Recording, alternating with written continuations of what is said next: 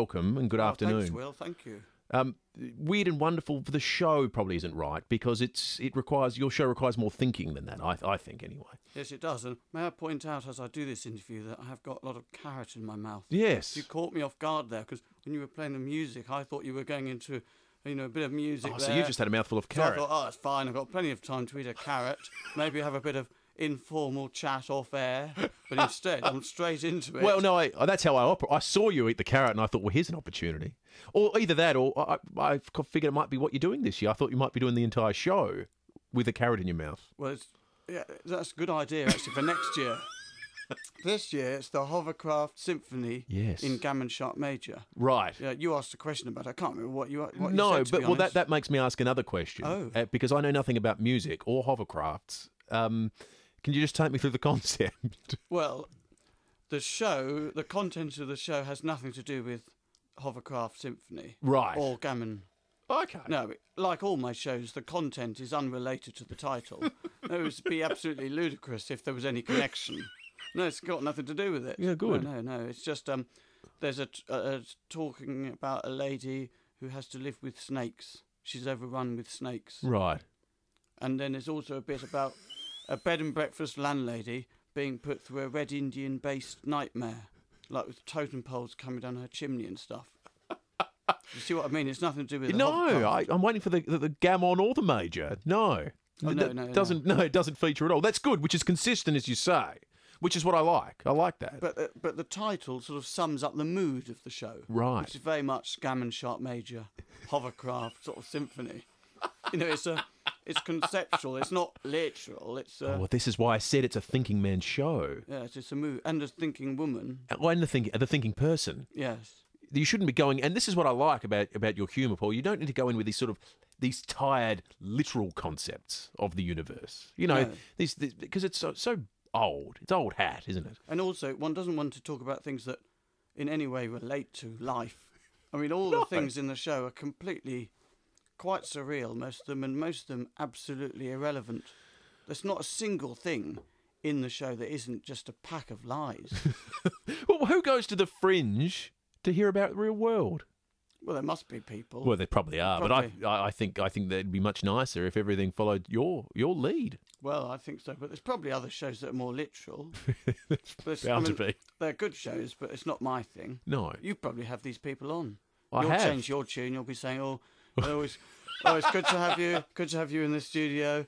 Yeah, it's good to have a show that relates to life. Yeah, that's right. Yeah, Jeez, you saw through me in about 3 seconds flat, didn't you? Yeah, I know what you're like. Yeah, you've been here before. Yeah, I've been in here. I've listened to you. I've seen you. I know what you're like. You're you change. Yeah. One day I'm butting up to surrealists, and the next day it's all about literal interpretation. That's exactly classic me. That's what it's like. Hey, I read you have followers. Well, that's probably not, that implies something else these days. But you've got the connoisseurs, these people that are your support. How would you describe them? They're like a fan group or something. Like fans, but they're connoisseurs. They're connoisseurs of the comedy. So they're not fans. So they're not interested in me. They're only interested in the comedy. So if I, for example, got run over by a bus, they wouldn't be bothered. Other than the fact that obviously it would mean that the comedy would end. But they're not interested in me. They're connoisseurs of the humour. Yes. Does that put a lot more pressure on? Because if you're at the top of your game, well, they think it's great. But if there's no sort of personal love there, if you have a flat night, they're going to come at you, aren't they? Well, there is personal love, Will. Oh, there is personal love. Yeah, I was mucking about. But that was obviously completely lost on you. They love me. They do love you. Oh, they do, yeah. I was being silly. Oh, good. Oh, no, they do, yes. No, there's no animosity. No, they're lovely. I love the audience here in Adelaide, and I can always hear them when they're coming in, and they all say, oh, let's sit down the front. They're all enthusiastic. In Britain, people they're all standoffish. And they say, who should we go in? Oh, no. Oh, don't go too close to the front. Oh, no. Oh, can we sit there? Is the show starting? And all sort of reserved. But here, it's all, let's get down the front, all enthusiastic, lots of applause. Wonderful audience. Oh, that's nice. Does that mean then, are you an audience participation kind of guy? Well, I do get quite physical with the audience. There are very few shows of mine in which I don't, make a lot of contact. I tend Physical contact. Oh, I mount them. Right. Yeah. And Australian audiences are just lining up for this sort of action, Oh, they apparently. absolutely embrace it. A lot of people come along there very disappointed when it doesn't occur. Is that right? Oh yeah, they like to be sat astride.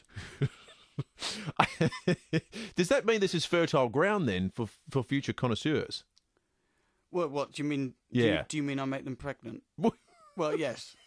Well, no, but it's good to know that is the case. And you can, I mean, look, you like to walk away with a keepsake from every show you go to, don't you? A baby. In this case. Yeah, that's absolutely. I normally take from Adelaide. I'll take 2 or 3 babies away. Right. Yeah.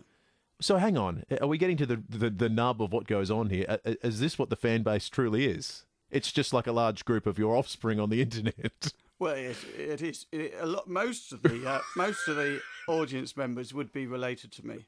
I would be their but it's not actually true that I'm their father. I'm their uncle. Right. Their favourite uncle. And they just keep coming back year after year for more of that. Yeah, we always do. At the end of the show, there's people like some comedians like to maybe have photos with them after the show. With me, I always have a paternity test. See who I'm related to. It's like a family reunion. Yeah, then. it's wonderful. And again, not related to hovercrafts. Oh no. Which is again consistent. I like that. No, and also the things I've been saying for the last 2 minutes will have absolutely irrelevant to everything.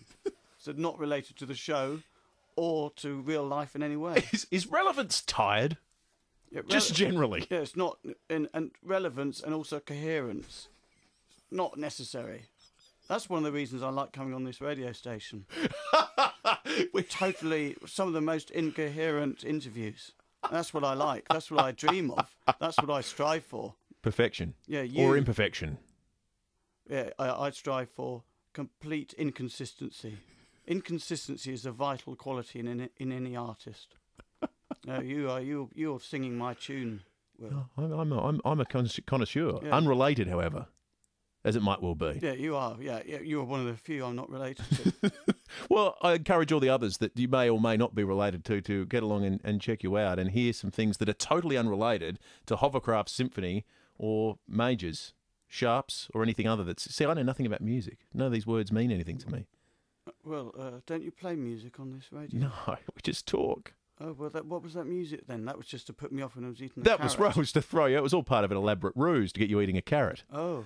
That's an elaborate setup. And can I point out, I still have the carrot because I've been having to do this interview and I had never had time to swallow the carrot. You've done well under due rest. We've got a double pass to give away to see your show on Sunday night. 8223 is the number.